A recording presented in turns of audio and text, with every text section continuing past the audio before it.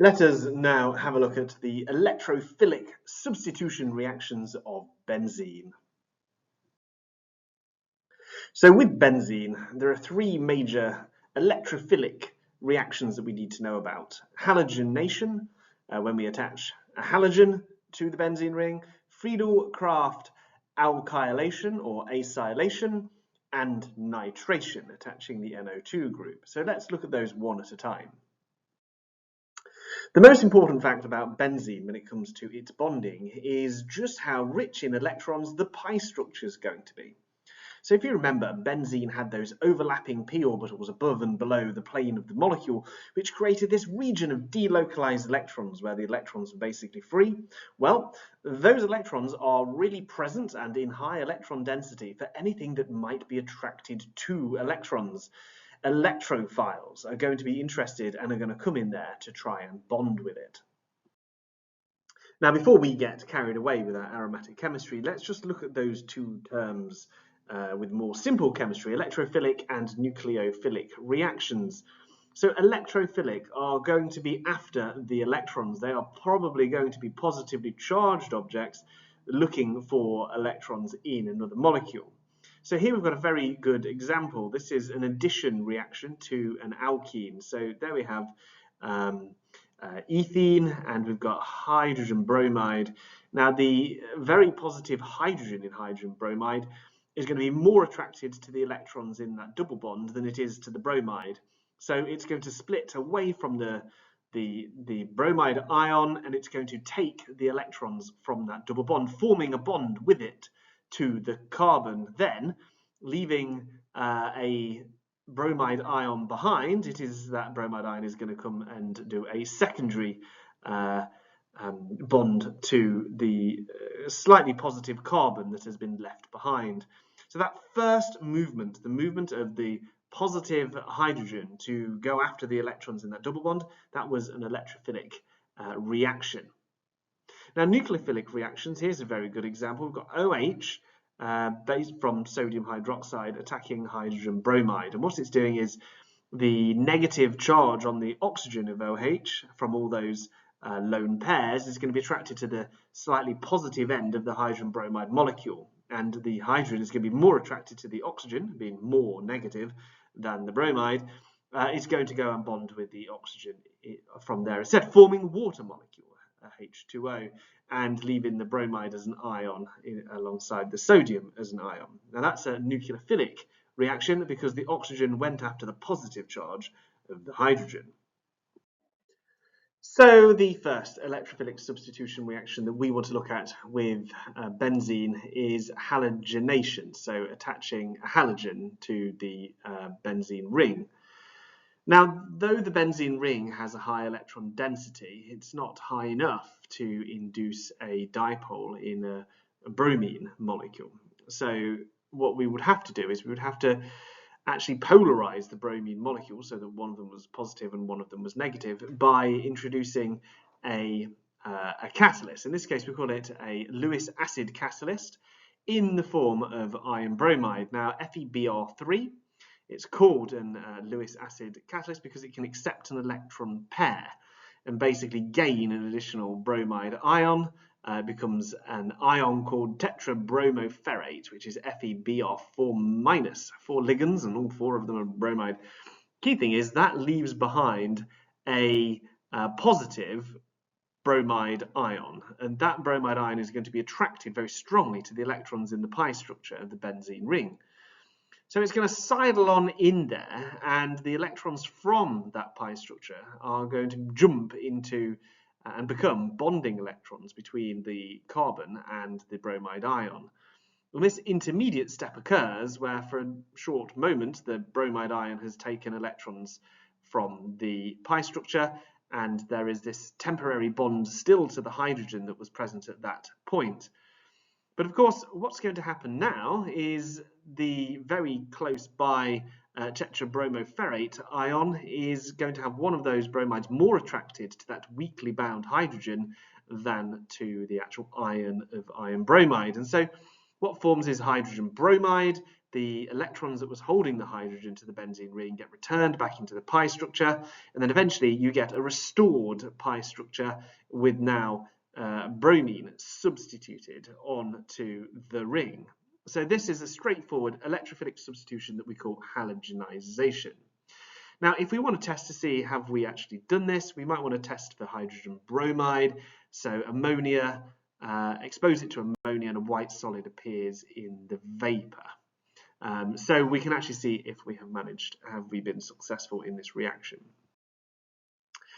Now, reactions where carbon substitutes a hydrogen, so attaching a carbon chain, for example, to a benzene ring. This is one of the most important parts of synthesis that we'll find out later. These are called Friedel-Crafts alkylations or acylations. And these were discovered by Charles Friedel, a French chemist, and James Mason Crafts, an American chemist, in about 1877. So let's have a look at what those were. So let's look at alkylation. So this is basically trying to join carbon chain, like an alkane joining onto a benzene. So in this, what we need to do is we need to do a very similar thing. We need to basically create an electrophile. And the way that we do that is we introduce a Lewis acid catalyst. In this case, it's aluminium chloride. And what aluminium chloride will do is it will take the chlorine from the alkyl halide. In this case, it's methyl chloride. So for a short time, the Lewis acid will become AlCl₃, which is tetrachromoaluminate. And in that process, it will leave this CH3+, which is a highly reactive carbocation, which is going to be an electrophile attracted to the pi electrons in that ring system. It's going to go in. It's going to take the electrons out of the pi structure, form a temporary bond. The hydrogen is then going to be more attracted to the chlorine in the Lewis acid, and hydrogen chloride is going to form, removing the hydrogen and creating a straight substitution with that. And so there we have the main product. It will be like a methyl benzene, otherwise known as toluene, and this is the first part of the Friedel-Crafts reaction. This is alkylation. So acylation works in almost the same way. So just remember what we mean when we're talking about an acyl group. So acyl chloride, it's a carbon double bond oxygen, and it's also a carbon to a chlorine, and also a carbon to the whole of the rest of the hydrocarbon. In this case, it's just another CH3 attached to it. So it's going to come in. At the moment, it's a neutral molecule. We bring a Lewis acid in that can accept an electron pair. And so what happens is the chlorine from acyl chloride is attracted to the Lewis acid. It detaches, it forms AlCl₃, which is tetrachloroaluminate again, and that makes the remaining molecule, which is called an acylium cation, and it is basically a positive ion that is now going to be strongly attracted to the pi system electrons in the benzene. And so what it's going to do, it's going to pull those electrons out. It's going to form a bond between the benzene and the central carbon of the acylium ion. And what's going to happen is the hydrogen is going to be more attracted to the chlorine that is in the tetrachloroaluminate, forming hydrogen chloride and this thing, phenylethanone, which is how we can attach basically an acyl group to a benzene ring. So nitration, the third type that we need to know about of electrophilic reactions with benzene. So nitration is the addition of an NO2 group to a benzene ring. Now this is a little bit more complicated. We first have to look at how do we create the electrophile in the first place. So how we physically do it was we would warm some nitric acid and some sulfuric acid in with some benzene, and we're going to create an electrophile. So let's have a little look. So first of all, we have sulfuric acid, H2SO4, which you can see on the very far left there. Now what's going to happen is the electrons in the OH group of the H2SO4, what's going to happen is it's going to basically detach the hydrogen there. There's going to be dissociation of the H+ ion, and it is going to basically donate that hydrogen, being a stronger acid, to the nitric acid. And so the hydrogen basically will then go and bond with the electrons that are present in the lone pair. There's going to be dative covalent bond formed, And so what we've basically got is water forming attached to the NO2 group. The whole thing has a positive charge because of where the electrons have gone. Now what will then happen, because the water has got a net positive charge, the electrons that are in the bond between the water and the NO2 group are going to go in and neutralize that, so neutral water is then going to drift away. But what is left over on the right hand side is the NO2 group, but what has happened is some of the electrons that are present in the lone pair of the oxygen that is single bonded, they are going to end up being then donated back in to form a double bond. So what we get is an NO2 plus ion. Now be careful, NO2 minus is the nitrate ion, this is NO2 plus, so an electron has literally gone here, and this forms the nitronium ion. So what are we going to do with that nitronium ion? Well, it's a big positively charged thing, and it's going to be attracted to the electrons in the pi system just like all the other things were. And so what's going to happen in this moment is the electrons from the pi system are going to come out to neutralize that positive charge. We're going to have a breaking of the bond. The electrons that are in the second double bond are going to return back, so that the oxygen on the single bond has got basically 3 pairs of lone pairs. And the oxygen, this double bond, has just got 2 pairs of lone pairs because both of the other 2 sets of electrons are involved in bonding.